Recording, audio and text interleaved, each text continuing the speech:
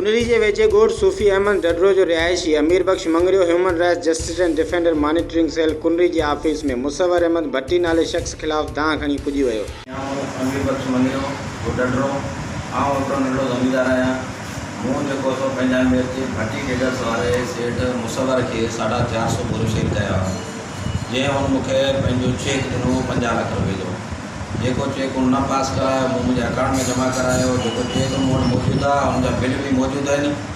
उहो जेको आहे सो हुन न पास करायो। मूं हुनखे चयो 22 जी एप्लीकेशन कई मूं कोर्ट सगोरी में, FIR जो ऑर्डर थियो, FIR बि कढाणी हुनखे।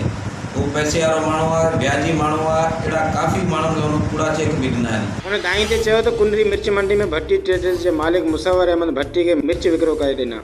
भट्टी ट्रेडर्स जे मालिक मुसवर अहमद भट्टी खे मिर्च विकिरो कया। विकिरो कयल बोरियुनि जो तइदाद 450 हो, जंहिंजी क़ीमत 55,13,015 रुपया थी, जंहिंमां 5,13,015 रुपया कैश बाक़ी जो रक़म जो चेक मूंखे ॾिनो, जेको पास न थियो। जंहिं ते चेक खणी मूं वञी मुसवर अहमद भट्टी खे चयो त तव्हांजो चेक पास नथो थिए। जंहिं बैदि मुसलसल आसरनि में हलाईंदो रहियो। जंहिं बैदि मूंखे कोर्ट जे थ्रू A22 जो ऑर्डर वठी FIR कराई, मगर पुलिस पैसा वठी B क्लास करे छॾी।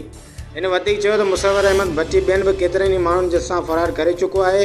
हू व्याज जो कारोबार बि कंदो आहे। हुन ते ॿियनि बि केतिरनि ई माण्हुनि जा केस हलनि पिया। अमीर बख्श मुतालबो कयो आहे वसवारनि खां त नोटिस वठी मुंहिंजी रक़म मूंखे ॾियारी वञे। HRJD न्यूज़ मां फ़िलहालु एतिरो ई। वधीक ख़बरुनि ऐं अपडेट जे लाइ ॾिसंदा रहो HRJD न्यूज़।